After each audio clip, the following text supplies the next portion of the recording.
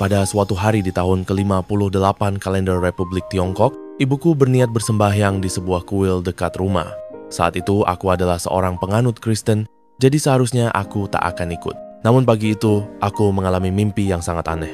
Dalam mimpiku, aku tengah mendaki sebuah gunung yang tinggi menjulang. Di puncaknya berdiri sebuah kuil kuno. Entah mengapa kakiku melangkah masuk tanpa bisa kutahan. Anehnya, aku tidak merasa takut sedikit pun, sebaliknya rasanya sangat akrab, seperti pulang ke rumah lama yang kurindukan.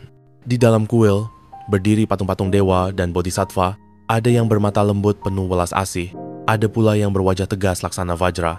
Aku melangkah dengan perlahan menuju ruang utama, dan di sana berdiri seorang pendeta Tao yang sudah tua. Baru datang ya? Aku sudah menunggumu sejak lama. Kita tidak saling kenal? Bagaimana bisa punya janji? Bagaimana mungkin tidak kenal?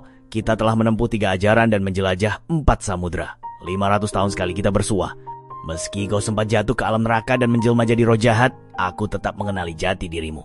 Pak Pendeta, apa maksudmu?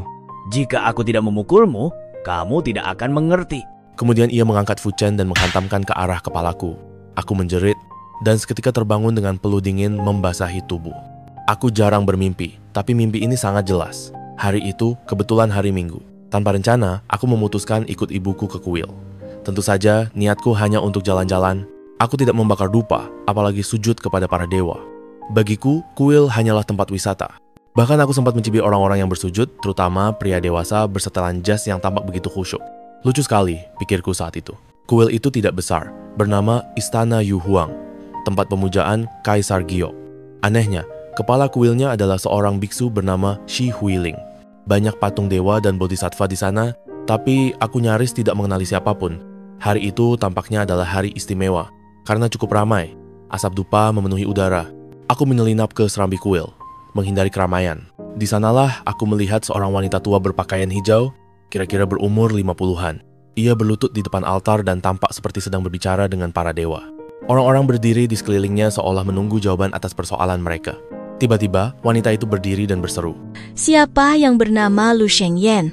Siapa di antara kalian yang bernama Lu Shengyan? Aku berdiri di luar pintu kuil dan suara itu terdengar jelas. Ibuku juga mendengarnya dan segera menghampiri wanita itu, bertanya. Ada apa mencari Lu Shengyan?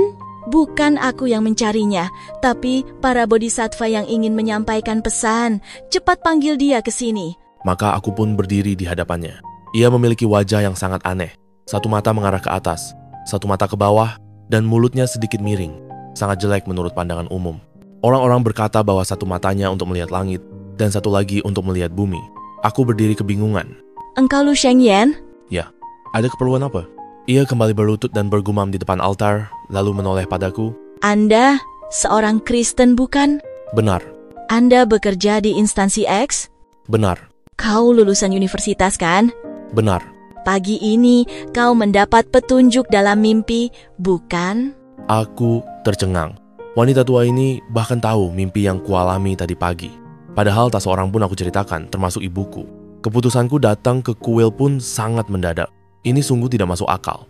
Ia melanjutkan pertanyaannya, dan semua yang ia ucapkan benar adanya. Para bodhisattva berharap engkau bersedia maju ke depan untuk menunaikan kebajikan, menyebarkan dharma, menjelaskan kebenaran, serta menghidupkan semangat Buddhisme. Saat ini, dunia telah dipenuhi kerusakan moral. Banyak orang sesat menyamar sebagai dewa dan bodhisattva, melakukan kejahatan dengan kedok spiritual, menipu harta, menodai kehormatan, berbicara manis penuh tipu daya.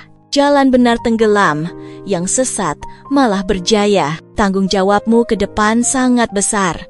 Para bodhisattva melihat hatimu bersih dan lurus, karena itu mereka memilihmu untuk menegakkan kebenaran di dunia. Tapi, aku ini tidak bisa apa-apa.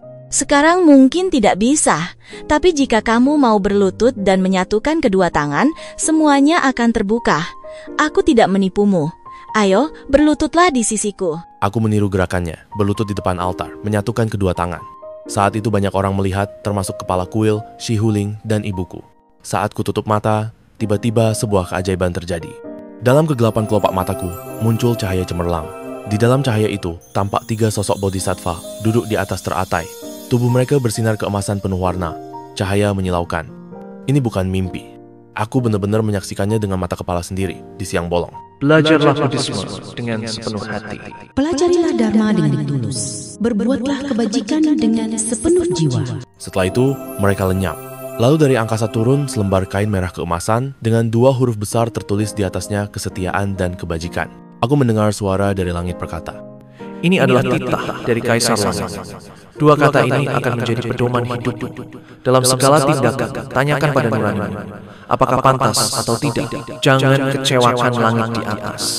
Jangan nodai bumi di bawah. Hiduplah apa adanya, dan jalanmu akan kekal bersama langit dan bumi. Kain merah dan huruf emas itu aku lihat dengan mata sendiri, bukan ilusi. Apakah kau melihatnya? Ya, aku melihat dan mendengarnya. Tapi, bagaimana mungkin ini nyata? Banyak hal di dunia ini yang melampaui akalmu. Hari ini kau telah melihat dan mendengarnya sendiri. Lambat laun kau akan memahami dunia gaib yang tersembunyi di balik tirai nyata. Kau akan menjadi berbeda dari orang kebanyakan, mampu melihat apa yang tak terlihat, mendengar yang tak terdengar, dan merasakan yang tak dapat dirasa oleh manusia biasa. Para dewa akan terus membimbingmu. Saat itu, aku masih sulit percaya pada apa yang baru saja kualami. Namun kenyataan membuatku tak bisa mengingkarinya.